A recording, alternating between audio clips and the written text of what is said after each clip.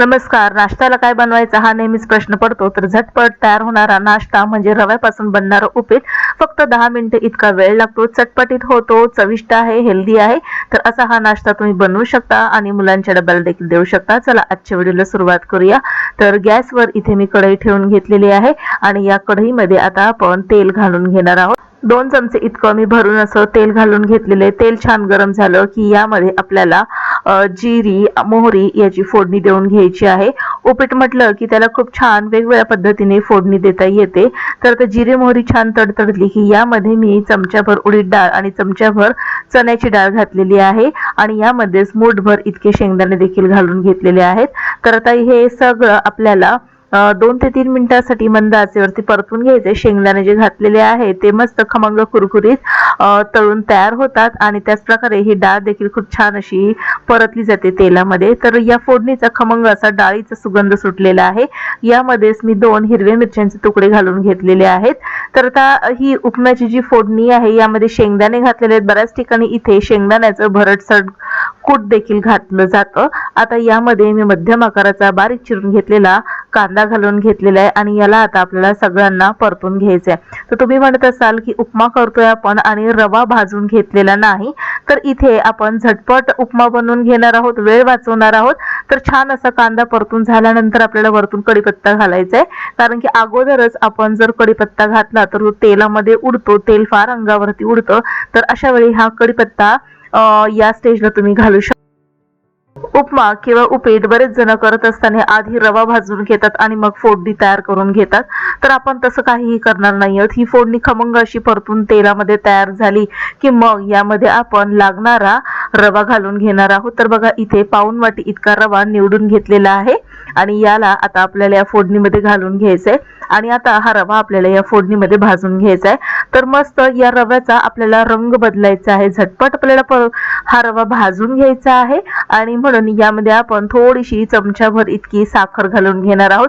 साखर इतकीच घालायची की याचा साखरेचा गोडवा यामध्ये उतरला नाही पाहिजे. तर बघा इतकीशी साखर मी घालून घेतलेली आहे. आता साखरेबरोबरच आपल्याला चवीनुसार मीठ घालून घ्यायचंय.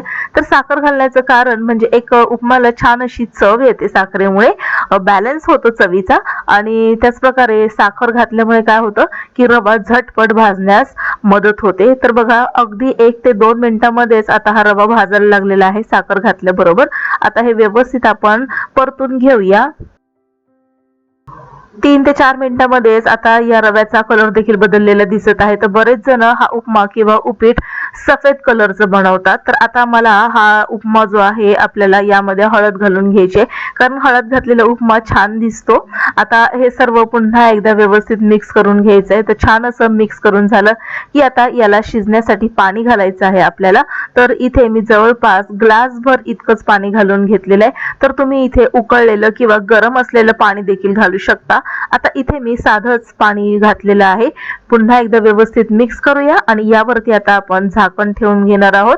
1 ते 2 मिनिटांसाठी गॅस इथे मी लो टू मीडियम आचेवर ठेवला होता आणि बघा आता यातलं पाणी बऱ्यापैकी आटून झालेलं. यातच आता आपण कोथिंबीर घालून घेणार आहोत. याला व्यवस्थित आपण मिक्स करून घेऊया कारण की यामध्ये थोडंसं पाणी दिसत आहे. छान असं मिक्स करून झाल्यानंतर साधारणपणे मिनिटभरासाठी आपल्याला यावरती पुन्हा झाकण ठेवून घ्यायचं आहे.